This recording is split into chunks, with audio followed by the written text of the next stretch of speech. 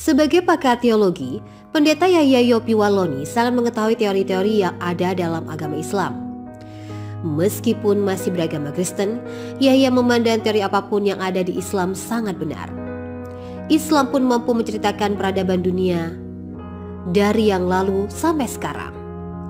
Bahkan agama Kristen diceritakan pula dalam Islam. Namun menurut pria kelahiran Manado tahun 1970 ini, yang paling membuatnya tunduk patuh hingga memutuskan untuk masuk Islam pada Oktober 2006 adalah Islam menunjuk satu individu yang sangat tepat untuk menyebarkan ajarannya. Ada satu individu yang membuat saya tunduk dan patuh. Dia buta huruf tapi bisa menyusun Al-Quran secara sistematis, ujar pria yang mengganti namanya menjadi Muhammad Yahya Waloni setelah memeluk agama Islam itu. Menurut suami dari Luciana 33 tahun yang mengganti namanya menjadi Mutmainah setelah memeluk Islam itu, dirinya masuk agama Islam karena dari sistematik teori Islam sudah benar. Sebagai akademisi, menurutnya dirinya pun berpikir orang yang sudah memilih teori benar saja bisa salah, apalagi yang tidak memiliki teori yang benar. Orang Islam yang sudah memiliki teori yang benar saja bisa salah, apalagi yang tidak memiliki teori yang benar. Jadi saya mengakui Islam secara teori dan spiritual, ujar Yahya. Ketertarikan Yahya untuk masuk Islam, kata dia, sebenarnya sudah ada sejak kecil. Saat berumur sekitar 14 tahun, pada usia itu dirinya sudah di masjid karena tertarik melihat banyak orang Islam menggunakan pakaian seperti digambarkan di agamanya, yaitu baju ihram. Selain itu, dirinya pun sangat tertarik dengan gendang yang suka dimainkan di masjid-masjid. Saya hanya berani ke masjid satu kali saja karena ketahuan dan dipukul sampai babak belur oleh bapak saya. Kalau nekat ke masjid lagi, saya takut bapak saya seorang tentara akan menggantung saya, ujar pria yang memiliki hobi bermain gendang ini. Namun, pria yang pernah menjabat ketua Sekolah Tinggi Teologi Calvinis di Sorong tahun 2000 sampai 2004 ini, dari sekian kejadian mendorongnya untuk memeluk Islam adalah pengalaman spiritual yang dialaminya. Suatu hari saya bertemu dengan seorang penjual ikan di rumah lama kompleks Tanah Abang, Kelurahan Panasakan, Toli-Toli. Ia memulai kisahnya. Pertemuannya dengan si penjual ikan berlangsung 3 kali berturut-turut dengan waktu pertemuan yang sama, yaitu pukul 9.45 WITA. Kepada saya, si penjual ikan itu mengaku namanya Sapo. Dalam bahasa Bugis artinya sepupu. Dia juga panggil saya Sapo. Dia baik sekali dengan saya. Setiap kali bertemu dengan si penjual ikan, kata Yahya, dirinya berdialog panjang soal Islam. Anehnya, menurutnya si penjual ikan mengaku tidak lulus sekolah dasar atau SD itu sangat mahir dalam menceritakan soal Islam. Ia makin tertarik pada Islam. Namun sejak saat itu dia tidak pernah lagi bertemu dengan penjual ikan itu. Si penjual ikan mengaku dari Dusun Doyan, Desa Sandana, salah satu desa di sebelah utara kota Toli-Toli. Saat saya datangi kampungnya, tidak ada satupun warganya menjual ikan dengan bersepeda, tambahnya. Sejak pertemuannya dengan si penjual ikan itulah konflik internal keluarga Yahya dan istrinya meruncing. Istrinya Luciana tetap ngotot untuk tidak memeluk Islam karena dipengaruhi oleh pendeta dan saudara-saudaranya. Ia tetap bertahan pada agama yang dianutnya, jadi kita memutuskan untuk bercerai, katanya. Namun menurut dia, tidak lama setelah itu, tepatnya 17 Ramadan 1427 Hijriah, atau tepatnya tanggal 10 Oktober, sekitar pukul 23 WITA, ia bermimpi bertemu dengan seseorang yang berpakaian serba putih duduk di atas kursi. Sementara dia di lantai dengan posisi duduk bersila dan berhadapan-hadapan dengan seseorang yang berpakaian serba putih itu. Saya dialog dengan bapak itu, namanya katanya Lailatul Qadar, kata Yahya. Perempuan yang pertama masuk tanpa hambatan apa-apa. Namun perempuan yang kedua tersengat api panas. Setelah sadar seluruh badan saya mulai dari ujung kaki sampai kepala berkeringat. Saya seperti orang yang kena malaria.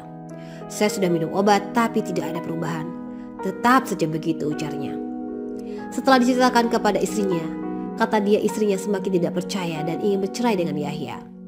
Namun beberapa jam kemudian istrinya menangis karena mimpi yang diceritakan suaminya kepadanya sama dengan apa yang dimimpikan. Akhirnya istrinya yang mengajak segera masuk Islam. Akhirnya, Yahya bersama istrinya memeluk Islam secara sah pada hari Rabu, 11 Oktober 2006 pukul 12 WITA melalui tuntunan Komarudin Sofa, Sekretaris Pimpinan Cabang Nahdlatul Ulama NU Toli-Toli. Hari itulah Yahya dan istrinya mengucapkan 2 kalimat syahadat. Kekuatan saya sekarang hanya sholat tahajud dan duha pukul 8 pagi, ujar mantan rektor UKI Papua ini.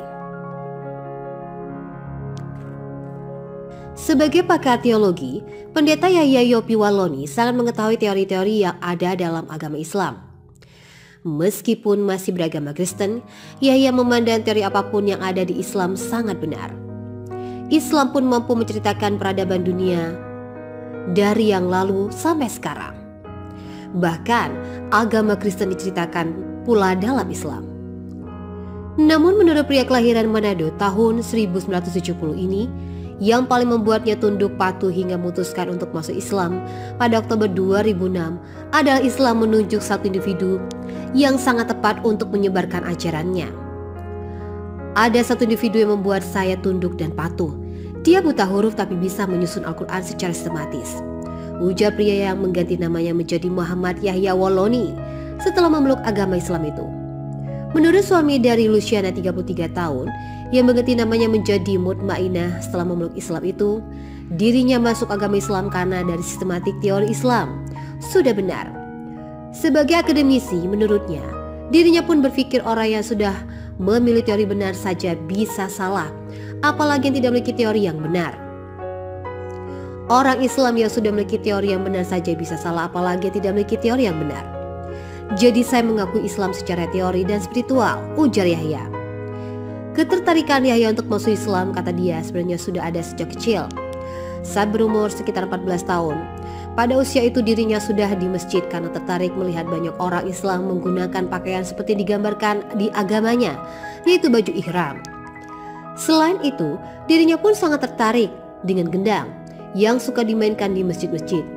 Saya hanya berani ke masjid satu kali saja karena ketahuan dan dipukul sampai babak belur oleh bapak saya.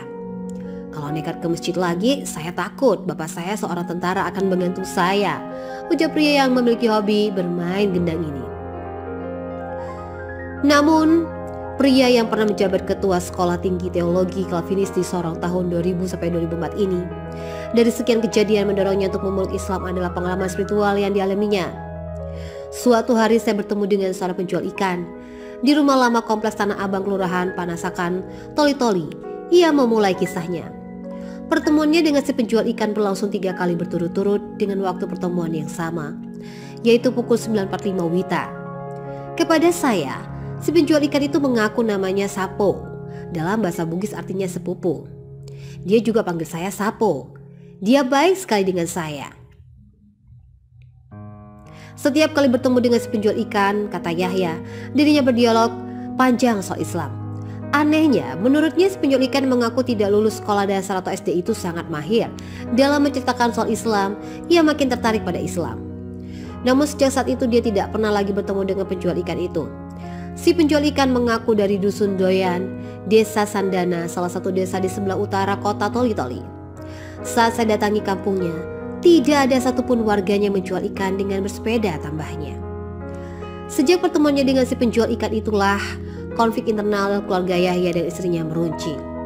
Istrinya Luciana tetap ngotot untuk tidak memeluk Islam karena dipengaruhi oleh pendeta dan saudara-saudaranya. Ia tetap bertahan pada agama yang dianutnya, jadi kita memutuskan untuk bercerai, katanya. Namun menurut dia, tidak lama setelah itu, tepatnya 17 Ramadan 1427 Hijriah, atau tepatnya tanggal 10 Oktober, sekitar pukul 23 WITA, ia bermimpi bertemu dengan seseorang yang berpakaian serba putih duduk di atas kursi. Sementara dia di lantai dengan posisi duduk bersila dan berhadapan-hadapan dengan seseorang yang berpakaian serba putih itu. Saya dialog dengan bapak itu, namanya katanya Lailatul Qadar, kata Yahya. Perempuan yang pertama masuk tanpa hambatan apa-apa. Namun perempuan yang kedua tersengat api panas. Setelah sadar seluruh badan saya mulai dari ujung kaki sampai kepala berkeringat. Saya seperti orang yang kena malaria. Saya sudah minum obat tapi tidak ada perubahan. Tetap saja begitu, ujarnya. Setelah diceritakan kepada istrinya, kata dia istrinya semakin tidak percaya dan ingin bercerai dengan Yahya. Namun beberapa jam kemudian istrinya menangis karena mimpi yang diceritakan suaminya kepadanya sama dengan apa yang dimimpikan. Akhirnya istrinya yang mengajak segera masuk Islam. Akhirnya, Yahya bersama istrinya memeluk Islam secara sah pada hari Rabu, 11 Oktober 2006 pukul 12 WITA melalui tuntunan Komarudin Sofa, Sekretaris Pimpinan Cabang Nahdlatul Ulama NU Toli-Toli. Hari itulah Yahya dan istrinya mengucapkan 2 kalimat syahadat. Kekuatan saya sekarang hanya sholat tahajud dan duha pukul 8 pagi, ujar mantan rektor UKI Papua ini.